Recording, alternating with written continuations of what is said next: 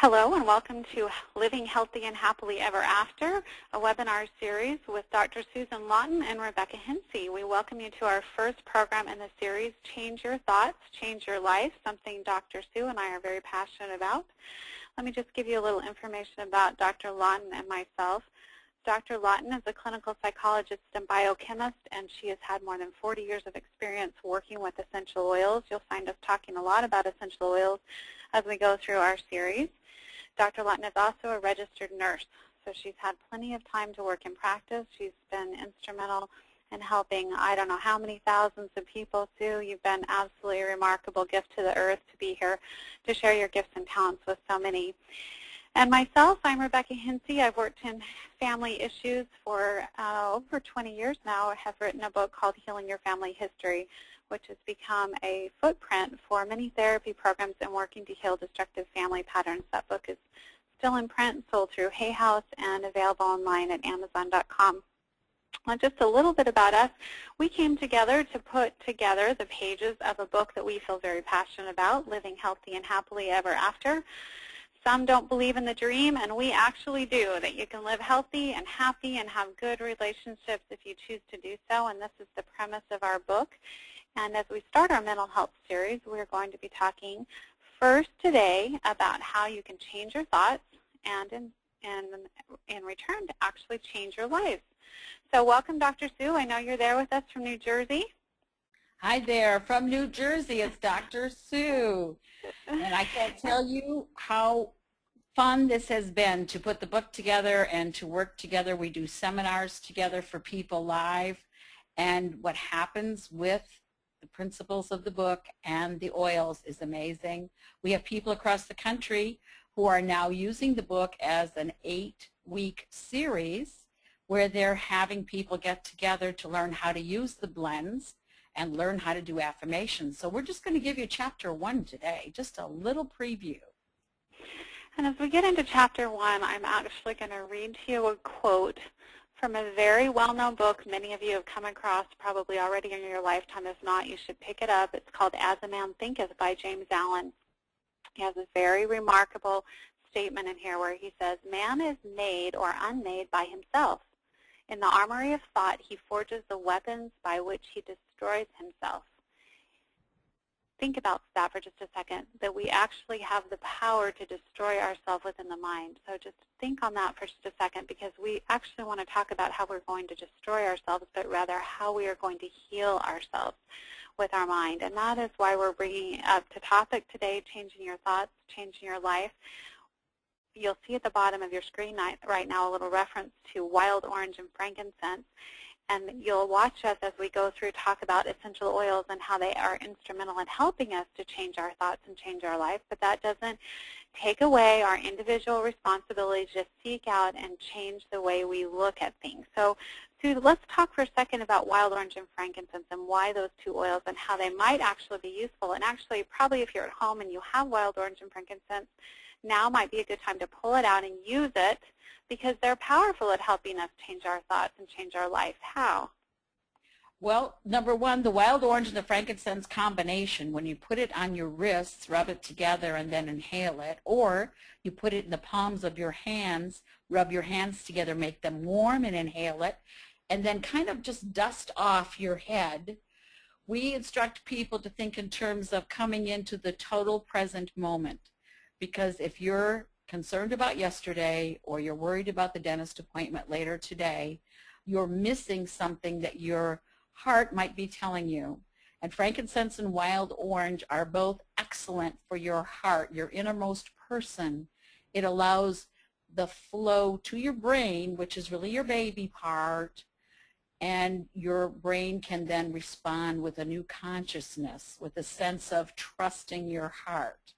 That's why I love wild orange and frankincense. It totally brings me into present moment. And that's all we have to be concerned about right now, is what you're thinking right at this moment.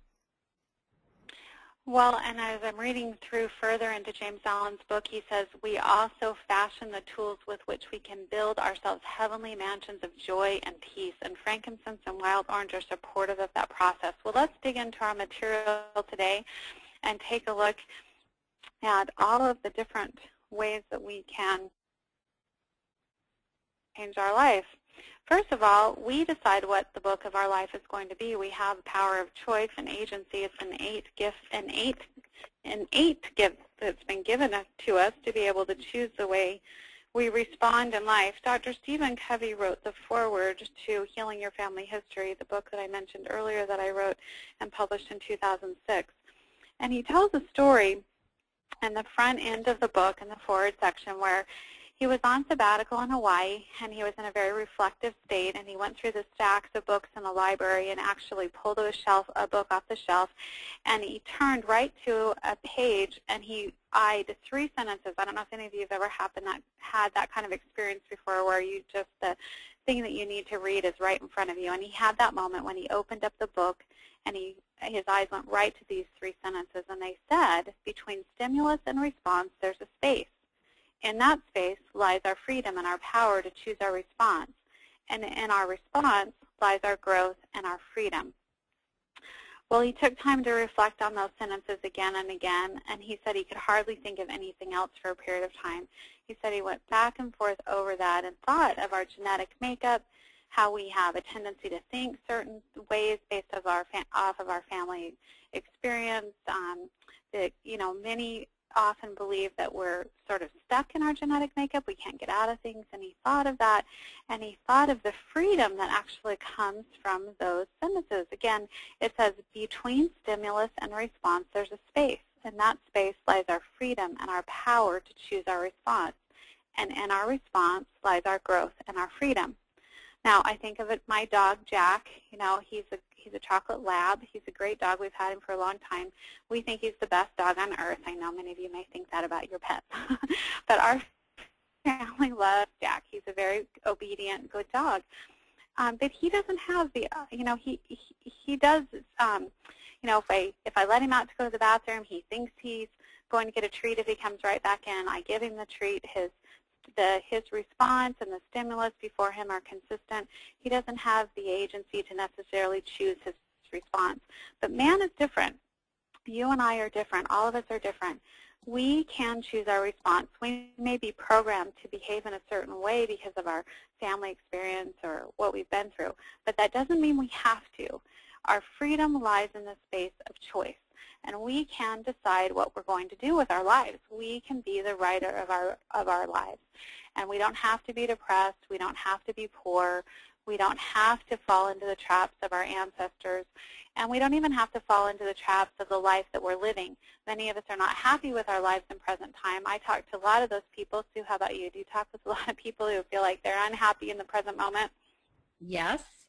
Their greatest problem is they can't stop playing back yesterday's pain, and then they're worried about tomorrow's pain rather than just staying in the moment, staying in between that space of stimulus and response. They're not even aware there is a space. So we often have to tell people, please take a deep breath before you respond. Sometimes no response is the best response. Well, absolutely. And not knowing leaves us often running the programming of where we've been in the past. So unless we decide, today that we do have a choice to do things differently, then we may not know that there is any other way. So this is probably why it's the first of our slides, wouldn't you say? First, we're broadcasting the news. Guess what? You have a choice. You don't have to be unhappy, and you don't even have to be unhappy in your circumstances, and you can even choose that you want to think differently and actually change your world. So that brings us into first talking about our thoughts as chemical reactions. Some wonderful research done by Dr. Candace Pert came out, wouldn't you say, in the 1980s-ish, and then she published her book, Molecules of Emotion, and actually her research was found by many doctors, but I think she was one of the first to publish, that our thoughts actually become chemical reactions in our brain. Sue, as a chemist, do you want to talk about that process? Well, if you think in terms of each cell has a slate on it, and the slate starts out blank when it springs forward from inside your bones where you make your new cells. When you get to your spleen and your liver, they get to tag the cells and say, hey, you're specialized, go be a heart cell. You're specialized, go be a brain cell.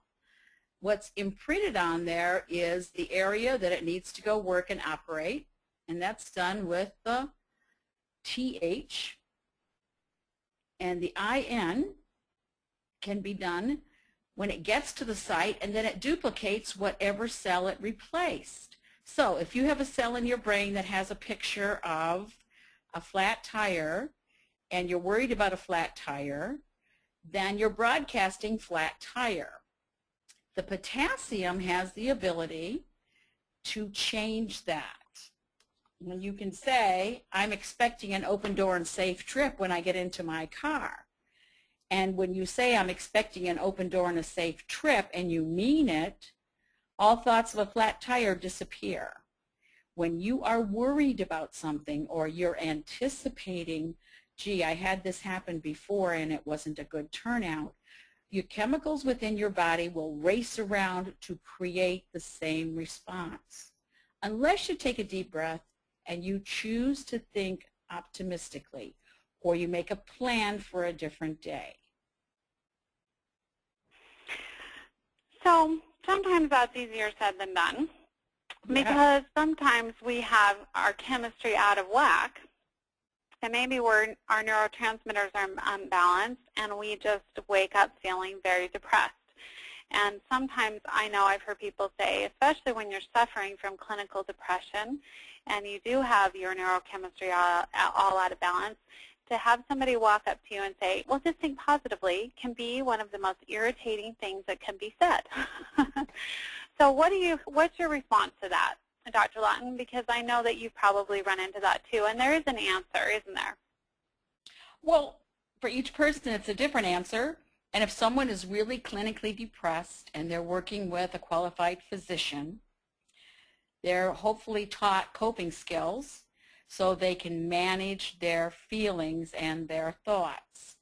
Whenever I get a new patient that has a description of clinical depression, the first thing I do is take them for a walk. I literally say, we're going to go over to this park, which is across the street from my office, and we're just going to take a little walk and we're going to breathe. Are you okay with that? And actually most people, because a psychologist's office can be very intimidating. People are worried about judgment. People are worried about I did something wrong. They give me far more power than I ever had. So taking a walk together just around a little park area, asking them to breathe, we're helping them manage them. It's a simple thing. And there are many steps we can take to help people cope with whatever tragedy has befallen them. But we empower them. And the oils are an amazing helper on so many levels. But first, we help people make choices. And I know when you've worked with people, Rebecca, you've helped them make long-term choices and long-term plans. I'm really big on let's take a calendar. Next week, let's plan what 2 days you're going to have specific new kinds of fun. I don't care if you're renting a new video. I don't care if you're going to go buy a parakeet. It's your fun. You have to plan it. You have the power. You have to execute. I think it's important to remember that if you do what you always did, you get what you always got. So unless there is that agency exercised and that choice taken to change the circumstances and change it up, and maybe it is just with a brisk walk like you talked about. I've actually heard people say that a brisk walk can actually be more effective than even some anti-anxiety medications for releasing anxiety or relieving the symptoms of anxiety. We certainly have essential oils that do that as well, so imagine combining essential oils with a brisk walk. That's one of the reasons why I love essential oils and I love doTERRA's, and we, on this broadcast, will just let you know that we believe that doTERRA's essential oils are the very best and the most pure, and they have the most potency for working with mental health. And love, love, love what they do to help in this chemical reaction process. So let's move on for just a second and talk about how essential oils can actually alter or change the cell, because they actually do that, and that's why we like them so much. Some of you may be familiar with Vanderbilt's study where they actually showed that citrus oils help to reduce anxiety and stress among their patients and even their workers in their emergency room, in one of the busiest emergency rooms in the United States. Now, having worked with family issues, I wanted to stand on the rooftops and scream out to everyone, can you believe that's the case, that essential oils just diffused in the air and aromatically inhaled can reduce stress? What kind of news, if that works in a hospital, what kind of news can that be for a mother and a father at home, a father at work or a mother at work undergoing stress, or parents at home dealing with children or children when they're coming home from a stressful day at school? If we can relieve stress aromatically with essential oils, what can we do for family relationships? What can we do to help build self-esteem? It's exciting, and it leaves us not feeling powerless. So I know that these essential oils actually clear receptor sites. They help our chemistry. Dr. Lawton, do you want to describe a little bit of that process from a chemistry standpoint? Well, sure. Actually, you already said it. They clear the receptor sites. That's the first thing that all essential oils do for our body. If you put them on the bottom of your feet, if you inhale them just coming in the house where there's a nice diffuser going, whenever you get some of those molecules, remember, one drop of an essential oil that is the pure efficacy of the CPTG that doTERRA produces and distributes, it's up to 400 million molecules. And each molecule has its own independent job. The constituents stay whole that are part of the original drop, because the chemistry is perfect. It's Mother Nature. And when it runs through your system, its job is to seek out and eliminate foreign or debris, foreign materials, debris, bacteria, anything that isn't specialized function that belongs within your body chemistry. If it's foreign to your body chemistry, the oils immediately throw themselves right on top of it, cover it up, eliminate it, reduce it to dust. They kill bacteria that's not healthy for us. They clear receptor sites. And why that's so very important is, let's use the example of the thyroid and the parathyroid. Thyroid and parathyroid each produce something called T3 and T4. These are very important mechanisms. When they're released into your system, one is supposed to match up with natural process called testosterone, and the other one is supposed to match up with one of your major amino acid functions. And if they go to those receptor sites and they're blocked, it starts a long process of what we call a hormone imbalance.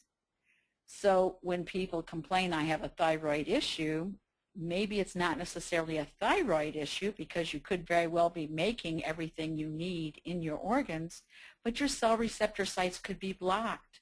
That's why we love essential oils, because whatever the priority of function is chemically within your body, the oils know what to do. They're smart oils. They don't have smartphones, but you would think so, as quick as they move through your chemistry to enhance your life.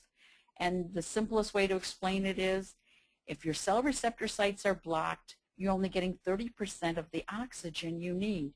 Try thinking in terms of, you could only take 1/3 of the air in you normally take.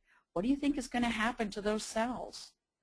If you can't process the food in and the old waste materials out, everything becomes congested, everything becomes sluggish, you don't feel good, you're irritable, you don't expect a positive outcome. But when you use essential oils and you rewrite on that clear slate, I can do it, amazing things happen. You draw amazing people to you, you draw amazing situations to you. We've all lived it and we've seen it. We've seen it both ways, haven't we? Well, we have, and this is what, when I mentioned earlier, being chemically out of balance, when you have somebody who's depressed and feeling really down and it's a chemical depression, they may feel like, I've used this analogy before, like they're sort of, maybe they're an Olympic swimmer, but they're swimming and they have gotten stuck under a bar in the ocean, and someone's screaming off the deck, well, just swim, and they feel stuck. There's a bar over them. They can't get up, and yet they may be an Olympic swimmer. That some may feel that way when it comes to positive thinking, that maybe they know, maybe they've read a lot of self-help books. Maybe they know they should be thinking positively. Maybe they've tried affirmations before, but they are stuck with a chemical imbalance. Now look what essential oils can do for that. coming in and clearing these receptor sites can actually support, along with your positive thinking, the changes of your chemistry. And so this is so supportive to working with affirmations and working with positive thoughts. So they run hand in hand, which is why we bring them up together. We literally, with essential oils, can lose the idea that we're powerless, and we can gain the knowledge and truth, which is that we can do it. We can create a happy and healthy life. It's just great news. So let's talk for a little bit about cells and belief, and know that your cells actually do believe what you tell them. So speaking out loud affirmations is very, very significant. We'll talk a little bit more about that. But we actually see where cells will respond to what we think or what we believe about our reality. So now that we're coming into the fall season, you probably heard a lot of people say, well, my kids get sick when it's time to go back to school. My kids always get sick. And maybe blame it on the idea of germs being swapped at school, or when the seasons change. A lot of belief in seasonal allergies, like it's October, so I'll get another sinus infection. Or thinking of Christmas time. A lot of people get sick at Christmas time and blame that on the season. And yet that can have as much to do with emotional factors as anything. I know Dr. Sue and I were talking about my kids. Sometimes my children will get overwhelmed at school and need a mental health day, and often that manifests itself in an illness or sickness, not maybe so much because they need to be sick, but maybe they don't know another way to get out of their busy schedule and have a mental health day. Many people and many family patterns will suggest that people need to get sick to have a break, or need to get sick to get attention or even love, and that's kind of walking away into belief systems. But just know that our cells do respond to what we tell them and to what we believe. Now, I know you've worked in practice with this, Dr. Lawton, and have seen this as well. Yes, as soon as I hear somebody verbalize, oh, it's October, I always get a terrible sinus infection. If they say it near me, I'll look at them and say, well, you don't have to. And there's other people who will be silly about the holidays. Every Thanksgiving, I get terrible indigestion. Maybe you should examine how you eat. You don't have to repeat these patterns. It's really, really important, because as soon as you say it, your cells believe it, and they go, yep, it's October. Okay, let's motivate. Let's get that sinus dripping. Let's get that back of the throat clogging. They will cooperate. Think in terms of something as simple as lift your left arm. You tell your cells to lift your left arm, they'll do it. They'll move, 20 pounds very quickly, because your arm is heavy if you're not really strong with your muscles inside. So your individual cells will respond. And so if you decide you want a sinus infection, you're going to have one. If getting on a plane, if every time you get on a plane you say, oh, my ears always suffer so much on a plane, then next time you get on a plane, they will. They're going to cooperate with you. Rather than use oils and say, I'm going to make sure I avoid orange juice and I avoid dairy during transitional changes in the weather, and maybe my stomach won't be out of whack, and maybe I won't get a sinus infection. Or you can tell a whole different story about this fall, I'm going to use my nutrition and my oils, and I'm going to stay healthy. I'm going to have plenty of energy, and I'm going to be well. And so use your oils. Make the statement of, I am healthy. I feel good. Well, let's talk for just a second about even more serious disease, if you don't mind, like cancer and diabetes and some of these other very serious illnesses, and how even family patterns of these diseases we can get into the idea that we're going to have them because our grandmother had them. When we're working with breaking free of destructive family patterns, some of these are health patterns. Maybe it's addiction or whatever. Just because our ancestors had them doesn't mean that we have to have them too. And when we get stuck in the idea that, oh, my grandmother had cancer, so I will have it as well, can leave us very sad and discouraged, and actually contributing to the problem instead of working to heal it. We know in the study of epigenetics that there's actually more value placed upon our lifestyle than there is upon our genetics when it comes to disease. So by changing our lifestyle, and that's what we're asking you to do in this series of webinars to help you to live healthy and happily ever after, we're asking you to change some things first, and that's why it's chapter number 1. We're asking you to change your thoughts. We're asking you to change the way you look at things.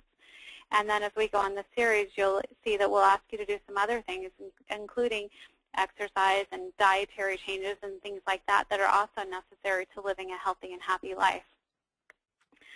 Well, let's move along and talk about one of my favorite subjects, the daily news.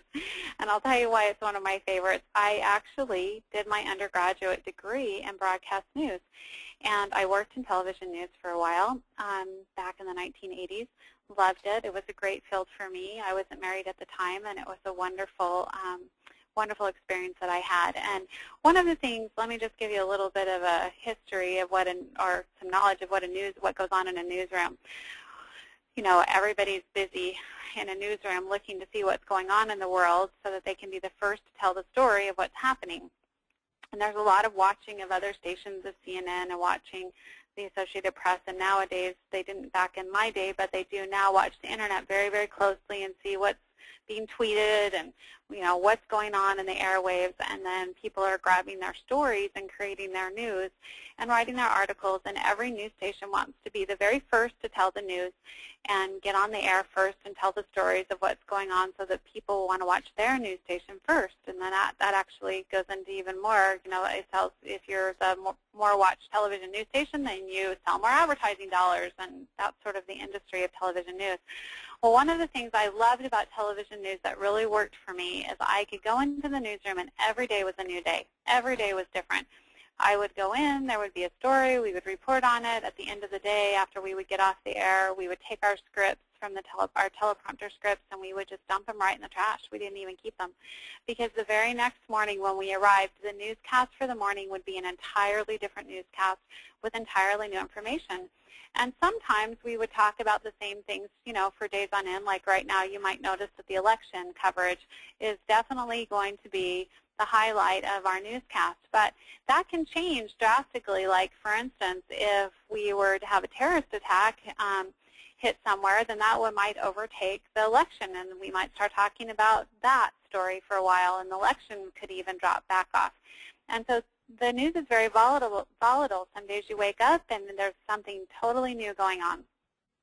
We've likened the daily news to our cells in our body, and this is actually a very similar process. Our cells actually record information based off of what's going on. Now, we may be running our old news. Maybe it's the old stories of our life, and that's what runs the headline every day. And if that's the case, our brain actually creates neural pathways where we just sort of send that same information over and over again. You know, I'm mad at so-and-so. I can't forgive so-and-so. This happened to me when I was a child. And this is why sometimes talk therapy, when we're working in talk therapy and going over and over and over again, an abuse situation or trauma from the past can actually be unhealthy. That can be very healthy to talk things through and heal things, but when we just keep repeating the bad news over and over again, it's like seeing the same newspaper over and over again. That can be damaging on ourselves. When we give new news or new information to our cells can actually shift. And I'd love for you, Dr. Lawton, to kind of talk about that process of how our cells take in that new information and actually write a new script, just like writing the new news. Well, if we have a choice about what to dwell on, and we're predisposed to dwell on previous pain, previous slights, as you were just describing, then our whole body chemistry becomes what we call acidic. Because when we work internally in an unhealthy way, the cells don't rise to support good health. They encourage you by allowing candida to manifest. If you have anything with sugar in it, if you're playing back old hurts, the body views that as stress, and stress creates acid. And then you want to comfort yourself, and so you add in maybe some dietary choices that aren't in your best interest. I know myself, I have personally experienced major shift from eating lots of carbs to eating lots of vegetables and fruit, and I have a lot more energy. and I have a lot more hours of high energy than I had previously when I had eaten a whole lot of carbs all day long. I've always been one who tended to think positive thoughts, so I would get through with my head most days. But a lot of people who have experienced pain, disappointment, rejection, it's difficult to make that shift, and that's again where our friends, the oils, come in, because everybody will tell me they have a friend in their life who loves chaos. They have a problem, then they have to call everybody and do a survey, and what happens is the problem becomes the ticket to getting attention. Resolution of the problem doesn't necessarily get rewarded, but you get a lot of attention and a lot of advice if you tell the daily news of, oh, this week I had another flat tire, this week I had a bill that was unexpected because I didn't know that the water was leaking in the backyard. All of these things become your job to fix. If you have somebody in your life that you allow to call you and say, please help me, please help me. The problem is if it just changes the name of the character, that's the problem, but they don't really seem to manage, perhaps they're not really taking care of business. And if you spend a lot of time trying to help these people, you're enabling their choice of staying in chaos. You have to save yourself. So in terms of using oils and chemically, you have the power to keep your body in an alkaline state. You have the power with good eating choices to keep your body in an alkaline state. There's publications all over the world that talk about alkalinity is a wonderful place where serious bacteria and cancer cannot grow. It cannot thrive. So we really would like to give you many different ways to look at your positive aspects and tell a different story. You have that choice. You can be rapidly recovering from a diagnosis. You can be rapidly getting your bedroom organized, getting your closets organized. You can tell the story of the fun things you found while you were cleaning things out. There's an infinite number of ways to restate the news of your life. And I do love the fact that you got to throw away your news sheets at the end of the day, because that's kind of what our cells do. The cells that we're done with, they move on out. As long as we give them enough hydration, they will move on out. And this new DDR that's been released by the company is amazing for helping cells that were only halfway dead to get on out, to move away, to stop collecting friends that could be a serious congestion and disease issue. Take the DDR daily. Stay clean inside. Even when you're going through transition, you may have a few days of thinking bad thoughts. And if you are finding that your daily news is the same old story of depression or victimness, or you've got a villain in your story and you can't let go of what's happened, then you need to look at why you want to hang on to that. Because with all of these things and what we're telling you that's so exciting is there's a chemistry behind this process, and it's real, and oils do work, and nutritionals do work, and supporting yourself does work, and you can throw those sheets away, and that's the reality. So if you continue to show up with the same daily news, then you have to say, what's the payoff for me? Why am I keeping this? Why am I holding on? Sometimes, you know, the devil we know is better than the devil we don't know. Have you ever heard that saying? Yes, unfortunately, I've heard that a lot. Yeah, and then you have to ask yourself, do I really like my miserable story? Because sometimes a part of us does, and if we're holding on after all of this, then definitely there's a part of us that wants to keep it for a reason, and uncovering that is very, very helpful. And I know there are essential oils that actually help with that process too, and help us to go ahead and make a new choice. Now, we've just changed our slide, and you can look at that. How do I choose? Awareness is always more than half the battle, and that's what we're talking about here when we're talking about uncovering why perhaps our daily news does not change. We want to have an awareness of the thoughts, awareness of why we hold on, and be willing to let go. Again, awareness is more than half the battle. A good thing to do is to just sit, and if you were to imagine the thoughts in your mind and get really in touch with them, and imagine what your news story looks like. What does the daily news look like inside your mind? Do you have positive or negative thoughts? Ask yourself that. Figure out, go through the awareness process and then look at how you're going to choose the positive and embrace and accept something that is completely new. And let's talk about the fact that it might feel funny. So why don't you talk about that? Because I know you put such humor to letting go sometimes. How might 50 make us be funny? Right. I know, but it's really hard because out of our own mouths we will hear our determination to hang on to the negative. How many times have you heard yourself retelling a story of something that happened that day? And while you're telling the story, you're going like, oh, I was fine until Chris called. I was fine until Robert called. I was fine until, Patricia called from the office and told me about this big screw up, blah, blah, blah, blah, blah, blah, blah. Well, did it get resolved? Well, sure, but you should have heard this. If you get hung up on one action, even past the time it's resolved, like you said a minute ago, you got to figure out, why are we hanging on to that aspect? Why did we allow that phone call about somebody's credit card not going through really upset us? Because nobody did anything on purpose to you. That's why we're saying choose the positive, and it is going to feel funny. New feelings feel funny. When you help people into the Vitality Pack, you help people into the oils, they're going to say, gee, I feel strange. And you go, yeah, but it's good strange, right? Why feel funny? Yeah, but it's good funny, right? And they go, yes. So they have to embrace the shift because, yes, it's going to feel different. If someone lived in a household that everybody barked at each other rather than say things in a positive, kind way to get the same effect, go back and make your bed. There's no dinner till you make your bed, or whatever the line was. People don't know how to speak kindly, but you can make a different choice. And yes, it's going to feel weird. Instead of barking, it definitely is going to feel weird.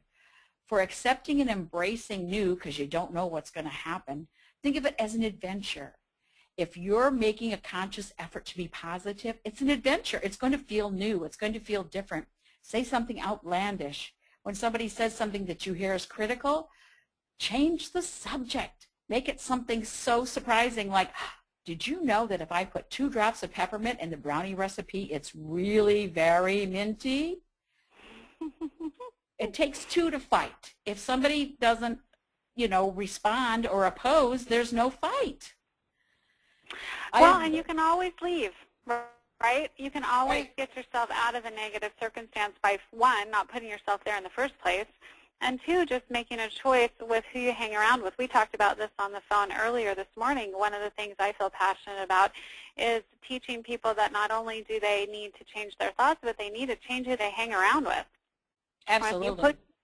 If you put yourself with people who are like-minded, positive thinkers, now let's talk about like-minded. If you put yourself with like-minded, depressed people, or like-minded, positive thinkers, your daily news is going to be tweaked in one or either of the directions based upon your choice, again, of what you do with your time. A lot can be avoided, a lot of negativity in our life, by planning, proper planning. For instance, we talked about taking the brisk walk, taking the time ahead of time to use your oils. I know when I tend to get frustrated or maybe feel like I'm going to lose it with something or someone, probably someone, is if I'm tired and I'm worn out, if I haven't had enough sleep, if I haven't had enough of a break, if I'm not very balanced. And I know many mothers may feel the same way, but am I any different than a 2-year-old who doesn't get a nap and doesn't get to eat, So we have to plan to deal with our humanness and make arrangements to take care of ourselves well so that we can choose the positive. It puts us in a better place. Now, you gave 3 oils down at the bottom of the page that are great for part of this planning process. So will you share with us the Roman chamomile, lime, and geranium, the whys and hows? Yes. Roman chamomile is like a Panzer Division tank. It goes in, it identifies cells and feelings that are tipped to the dark side, and it slaps them. It just slaps them and just says, oh, knock it off. Lime is amazing because it slices through old gristle. Gristle is, well, I can't hang out with that person because they're always trying to steal from me. Gristle is, well, I can't talk to that person on the committee because they always have to be right. Lime cancels, I have to be right. Geranium takes old pain, old scenarios, and it shakes them up, rearranges the scenario so that your mind is more accepting of maybe it wasn't quite that bad. Geranium allows things to take pain to take its proper place. So when you combine Roman chamomile, lime, and geranium, you are empowered with the choice. You get to be in that space between, what was it, Mr. Covey said? In that space between stimulus and response. Stimulus and response, yes. You get to have your freedom between stimulus and response. You don't have to respond. When you see that name come up on your cell phone, and the last time you spoke to them when you got off the phone, they felt great and you felt depressed, what do you think? Give it a rest. You don't have to fix them and then you feel drained and bad. Break those habits. Being a hero was really nice, but at the expense of your family? Well, not so much. And taking care of ourselves and being true to ourselves is an important part of that process. Really loving who we are and believing that we deserve to be happy and healthy is probably at the bottom of all this. So let's talk for a minute about our conscious and subconscious, because that sort of taps into that. We discussed this on our webinar that we did last week on emotion and depression. If any of you were there, you might have seen the slide that we have here on the IQ and the EQ. The IQ is what goes on in our conscious mind, it's our intelligence, our factor of intelligence. Our EQ is our emotional quotient, or understanding what goes on inside of ourselves emotionally, even at a deeper level of consciousness. So if you look at that slide, you'll see just a little bit of the iceberg on top, and I'm sure it looks huge if you're sailing on the ocean and look at it from a distance, but you hardly even grasp the depth of how beautiful and large this is when you look beneath the surface and see all that's underneath an iceberg. And this is very representative of our conscious and subconscious mind. We do have conscious thoughts that we're aware of if we pay attention. We also have subconscious thoughts that just sort of happen, whether we want them to or not. They just sort of show up. And oftentimes our negative or destructive feedback that we get that comes from our subconscious mind comes from beliefs that are deep within ourselves that are things like, I don't deserve to be loved, or I don't deserve to be happy, or I'm not good enough, or I'm a failure, or I'm not lovable, or I'm worthless. And often those beliefs are formed in our early years. Some of them can be family patterns that get passed along. But most of the time, you know, our parents or teachers when we are young may have said things that left us feeling like we are not enough. Or maybe it wasn't something they said, but something that they did, something that came through in their nonverbal communication that led us to feel like how we were exactly as a child wasn't good enough or wasn't okay. And those beliefs actually stay with us into our lifetime and can be a big part of how we see the world. And they can actually manage and even control some of our thinking. Maybe perhaps we want certain things in our life. We want to believe we deserve to have a happy relationship or happy home and family or good health. But if deep down inside ourselves we believe we're not allowed to have it, maybe it's bad to have it, maybe we don't deserve it, maybe it's good to sacrifice our life and our health to support others, there can be all kinds of imbalanced thinking that goes on at that subconscious level. And again, coming to awareness of what goes on subconsciously inside ourselves is our first step to healing. And that's something that my book, Healing Your Family History, takes a look at. There's a 5-step process that walks you through the thinking process to break free of destructive thought patterns that can surface in the form of thought. Now, we do have some suggestions. I know Dr. Lawton has a wonderful protocol here. Do you want to share that with us, Sue? Yeah, because the thing is that there's a huge range of happy. If you think of like 0 to 7,200 million, that's all the different stages of happy. Sometimes people will say to me, all I want is an absence of chaos. Then I will be happy. Some people want to grow family relationships where trust becomes the major factor that has gotten stronger. then they will be happy. Some people choose to be happy in the moment. There's emotional maturity, the IQ of your emotions. There's an unlimited number. What we have found when we are asking people to trust their insides, to trust their emotional levels, to trust their consciousness, we ask them to use 4 drops of frankincense, 2 drops of clary sage, and 4 drops of lime. We mix this together. You put it in the bones behind your ears. You rub it on your sternum in an upward motion to the bottom of your chin and around the core of your belly. And what you say is, I'm aware of what's going on inside of me. I release the past. I'm free to see the truth and be happy my way. Rebecca, when we talked about this, you shifted right away.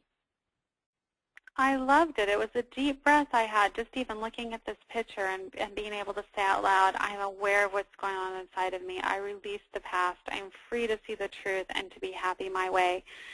And loving and accepting ourselves is a big part of that. So you could always tack onto that if you're struggling with feelings of worthlessness to, words like, I love and accept myself exactly the way that I am. I love me. Identify, what is your patterns or whatever you identify at your subconscious level. Take a look at those and realize that just because you identify it and see it there, it doesn't have to be that big chunk of ice underneath the ocean. You can actually very easily chisel that away by using your essential oils and stating new affirmations and free up the weight of a heavy subconscious that may be laden with unhealthy thinking. I love the idea of that. I love being free to be me. And one of the things that you said to me earlier today, Dr. Lawton, is that so many times when we look at our subconscious, we see it as a negative, that there are things about ourselves that we need to change or, hurtful things from the past or whatever. But there's a lot of good things under there, too, aren't there? Yes, people forget about their virtues. Somehow in the United States we're programmed to be under that constant microscope of criticism, rather than take a minute to take a deep breath and say, gee, I'm really a good person. I was kind to that little old lady. It's the simple acts, the simple kindnesses that you should really treasure every day, because they're your virtues expressed. When you're kind to that person in your life who has constant chaos, you're kind to the person who falls off the wagon. That takes great courage. It takes so much more courage to be kind than to criticize. And none of us are perfect, and we all get to learn and grow through our experiences here. And so it's wonderful to focus on the positive rather than negative, because whatever we focus on does expand. Well, we're back to generating a positive attitude and focus, and I just even love shifting slides to see these beautiful pictures of these wonderful plants that are so helpful and helping us to generate a positive attitude. So we're looking at bergamot, lemon, basil, and geranium and how they work. So do you want to walk us through that? Sure. If you think your attitude has,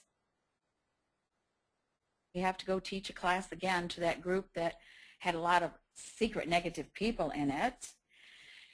You want to boost yourself up with our friend bergamot, which is a hybrid citrus, which is extraordinary both neurologically and muscularly. And lemon, 4 drops of each. Then you want to add 3 drops of basil and 3 drops of geranium. You want to combine them, put them on your sternum, smell them, put them on one of those, what do you call those little terracotta things that you're going to wear it around your neck or keep it in your pocket so the fragrance is constantly emanating, because the people around you will also benefit from this. The lean is toward seeking positive. And we know our limbic system is our strongest memory center. So when people smell wonderful, good fragrances, it conjures up positive memories. And in this case, when you're applying the oils, we want you to say, I trust myself to make good decisions for me. I can complete what I start. I love that. In fact, I think everybody, I would recommend if you have these oils right in your home right now, pull them out and try this just today, or as soon as you're off the webinar, go ahead and grab those bergamot, lemon, basil, geranium, and start with trusting ourselves to make good decisions. That will actually help you to trust yourself to make the good decision to think positively. Now, we can use things topically, aromatically, and internally. Do you want to walk us through the process of this? And then I'll tell my lemon and ginger story. You got to tell your lemon and ginger story. Okay, we all know that we can use the oils topically. We can wipe them on. When we wipe them on, I think in terms of we're wiping off the half-dead cells that we don't need anymore. We're wiping away those blockages to our happiness. We're wiping away negative habits, things that haven't served us well. By breathing in the scent of the oils, whether it's diffused or, again, if it's on one of those magic little terracotta pieces, you're breathing in a choice of feeling good. Internal use for digesting thoughts that are hard to digest. People laugh at me all the time when I tell them I have a cocktail in the morning. I use lemon, ginger, and lime in the morning, a couple of drops of each, and I put that right in my water and I drink it down, and it gives my pancreas a jump start and my gallbladder, which is missing, I pretend it's still there, so that I can digest other people's sadness and help them see they have a choice. Tell us about your lemon ginger story. Okay, so just so you all know, the teachers are the students and the students are the teachers, right? We all know that. And just because Dr. Sue and I work in this field and deal with this doesn't mean we don't end up all having our own issues and our own things we have to work through. And so I found myself over the weekend actually feeling very tired. I did feel like I might have a little bit of a virus or cough and congestion in my chest. And, of course, I was pulling out my On Guard and getting that going and everything, and I thought, let me scan myself. So I pulled out the Zyto scanner and scanned myself, and I actually scanned for ginger, melaleuca, elevation, and lemon. So when we got to this slide, as Dr. Sue and I were talking earlier, I said, tell me what that meant. Tell me what it meant.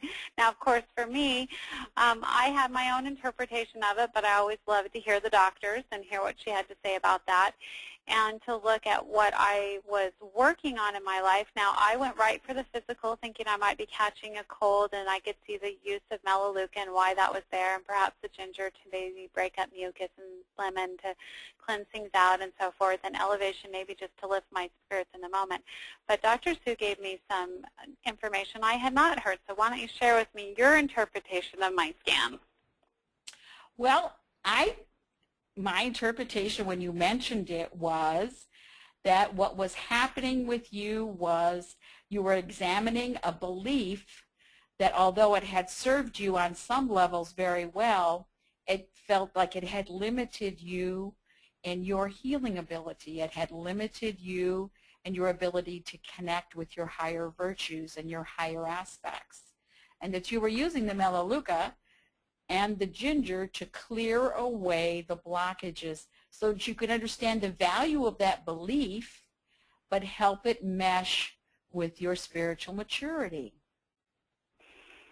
So interesting, after she tells me that, I thought, you know what, that's exactly what happened, because I found myself while I was addressing a cold-type symptoms that night. I went to bed, and as I was waking up in the morning, it came to me a belief that I'd held for a very, very long time, and I knew it was time to let it go, and I actually felt that cleansing happen. So that, of course, all happened before I talked to Dr. Sue this morning, and she explained that, and I thought that's exactly what happened. And so this is just a validation of how well these essential oils work to not only address your physical needs, and I'm sure there was some truth to the melaleuca being useful and helping me fight off any germs or bacteria or colds or whatever that I was dealing with, and perhaps the ginger was breaking up mucus.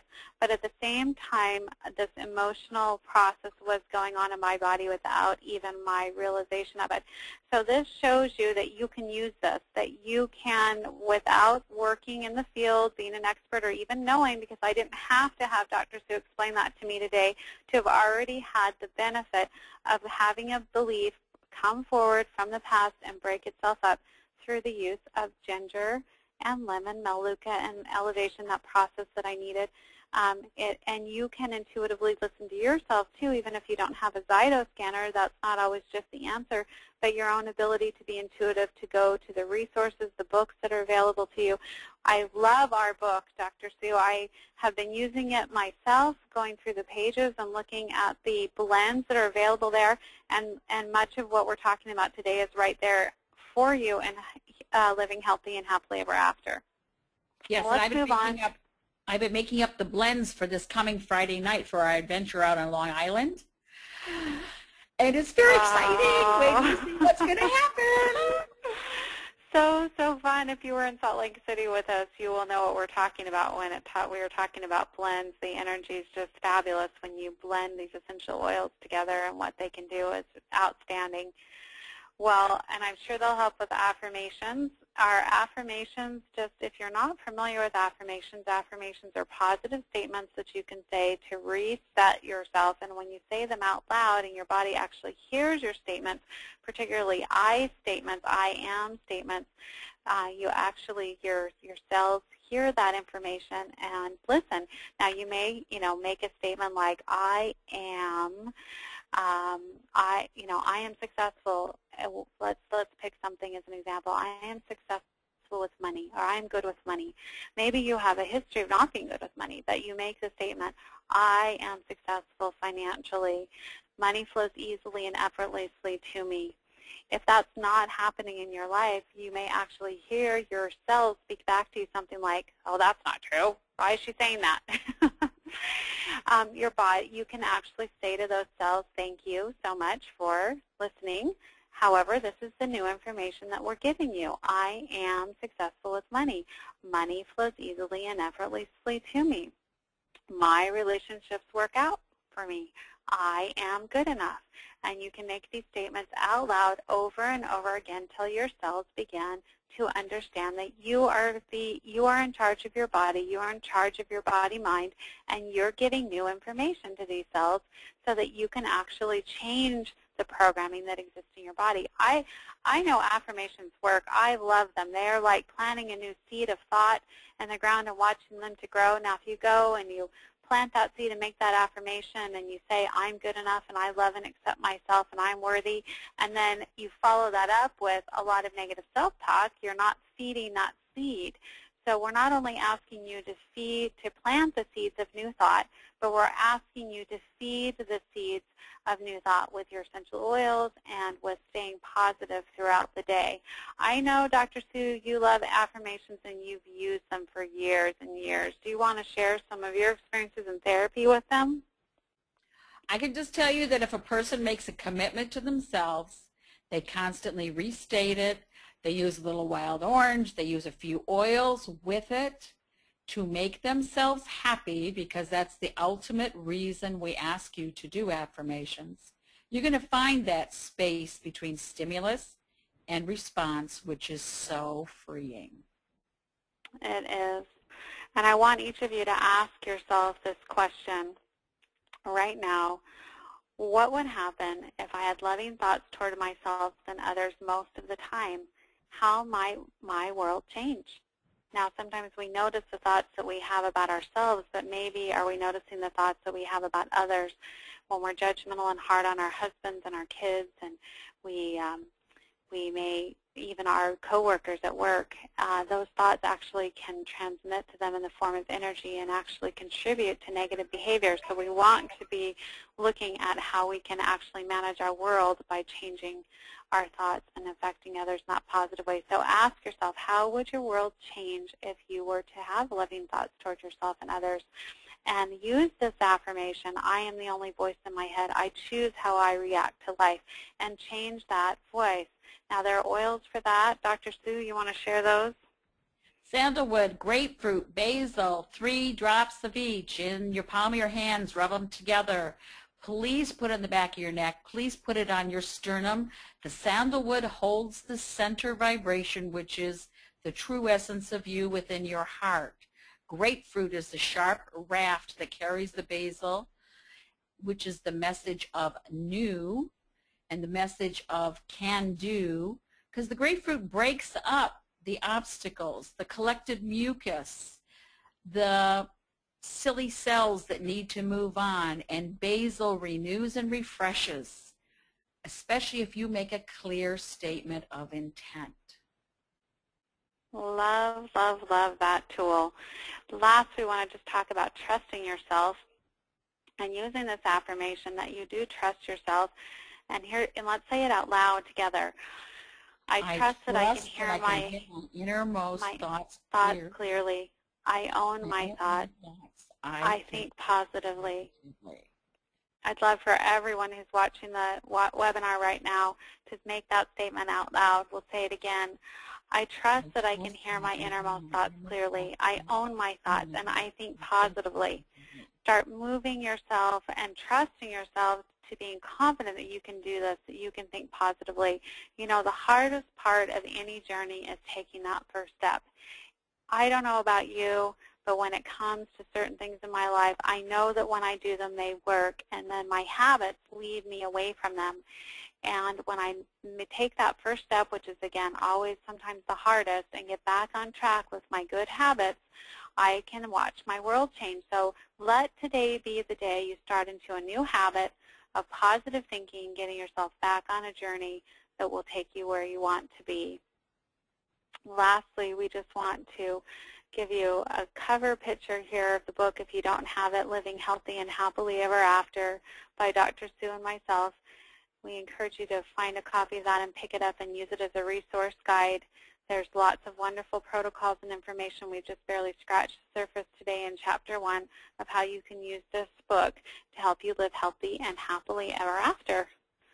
We're right at an hour, and we can attempt some questions if you'd like. Dr. Sue, do you have any last final words before we do so? Just enjoy your oils and trust yourself. Love it. Love it, and I'm thankful for all of you who've joined us today. I hope this has been beneficial to you. We will give just a few minutes to see if any questions show up on the computer, and if not, we'll wrap up here. What are we covering next week? Yes, let's talk about that. Thank you. Next week we'll be talking about Chapter 2, and that is talking about belief systems. So we'll be going a little bit more into the family belief systems. We're talking about perceptions and beliefs and how they actually guide biology. So a little bit deeper in depth to some of the topics that we covered today. We're looking at that subconscious mind. So we hope you will join us. Again, this program will be held every Tuesday at 2 p.m. Eastern Standard Time, and then recorded and posted online. Looks like we do have a question here coming up. It says, let's see, we've got a few. Whoop. You'll have to give me just a second because I am new at using this particular program. But we're quick studies. We are quick studies. All right. DDR, question on the DDR. Wanting to know a little bit more about the DDR and exactly how it does help. Dr. Sue, do you want to take that?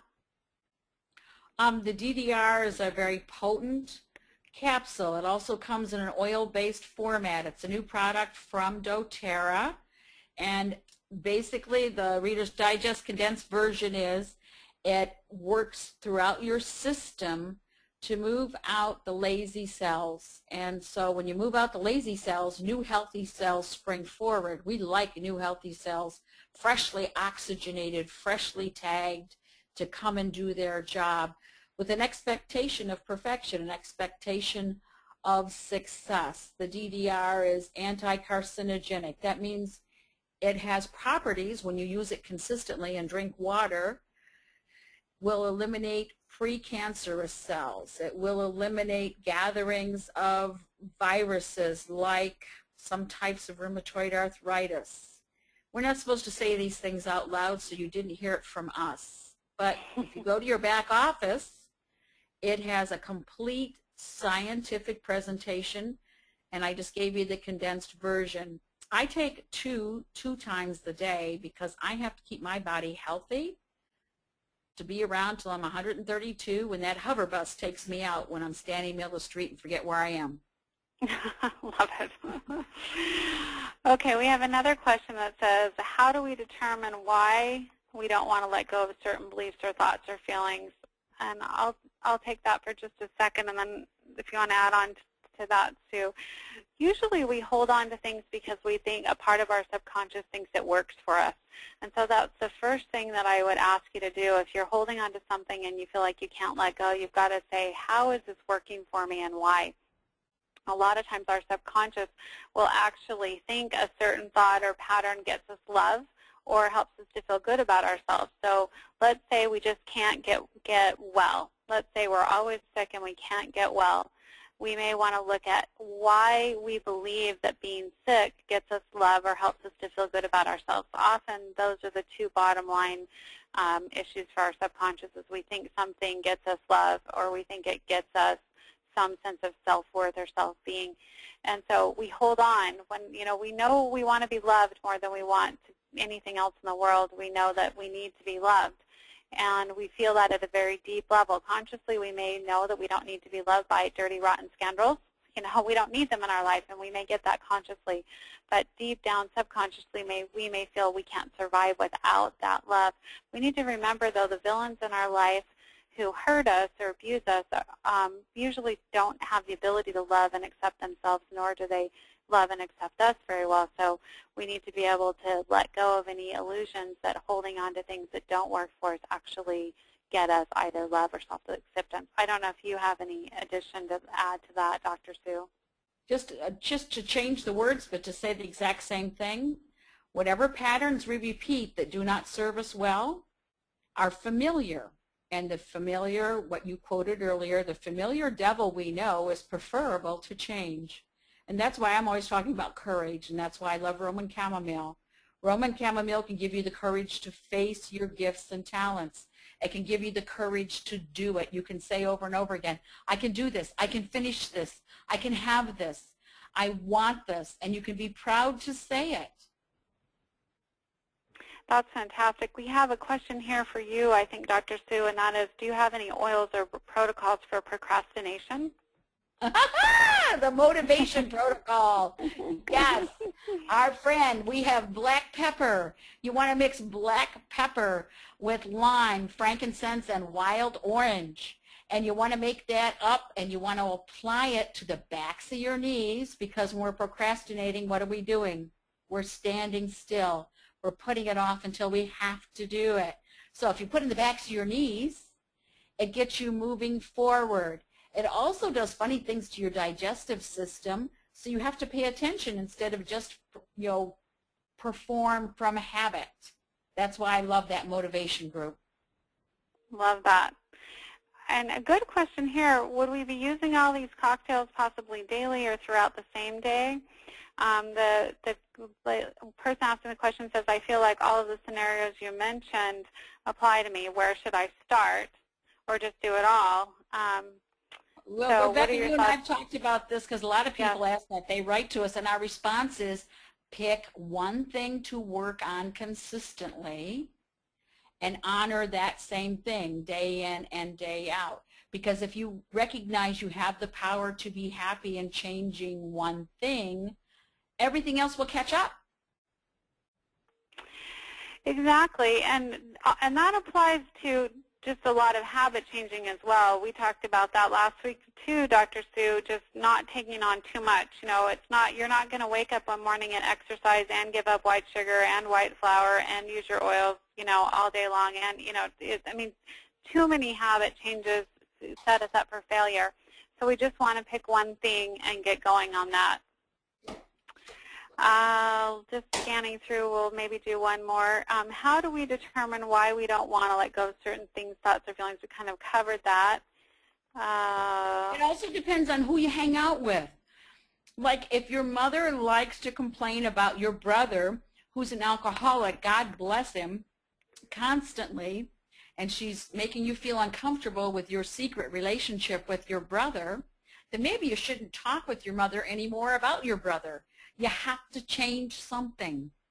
Like you said earlier, if we repeat the same patterns over and over again, expect a different outcome, we're a little bit crazy too. So decide What makes you feel bad? What makes you feel good?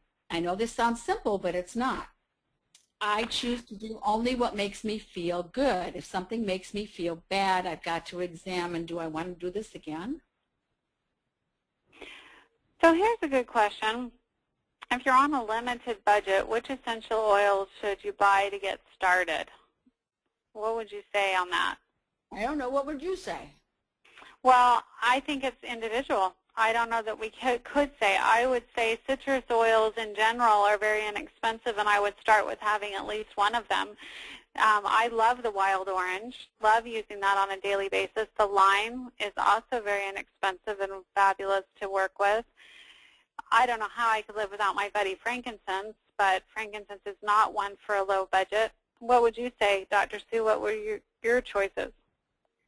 I would find 5 friends who all can benefit from oils, from good shampoo, from good toothpaste, from the full range of products doTERRA has, have a party, sponsor everybody, and order everything I want. I love that answer. And hold the place. People. So then we book a date, we have a party, they earn their oils, they're already starting their change because they had the courage to clean all the junk off their living room chairs so they could have their friends in. Well, you can always use the affirmation that money flows easily and effortlessly to me. And one wonderful thing about doTERRA's compensation plan is it does allow for people to make some money right off the bat. So you can get some good fast start bonuses to buy what you need. And use those points, too. This is a great month to enroll in doTERRA. Okay, one last question. We'll take it, and that is just Mitomax ? How is Mitomax helpful? Well, I love the takeaway sale that Rob Young did. He said this is really for athletes and for people who want to develop more stamina and have energy during the day. And we all groaned, and I raised 2 hands and said, what's the max amount I can take? I want more stamina. I want more energy. I love it. I started with 1 in the morning, and then, because it says you can take 2 twice a day. I take 1 in the morning, and if I'm going to have a long day, like if I'm doing a post-surgical procedure or I got 4 warms-ups before surgery, I'll take 2 in the morning, 1 in the afternoon. They are amazing. They have a lot of the properties of the CRS, plus they have life-giving quality for our cells that are water-soluble, so you can't overuse it.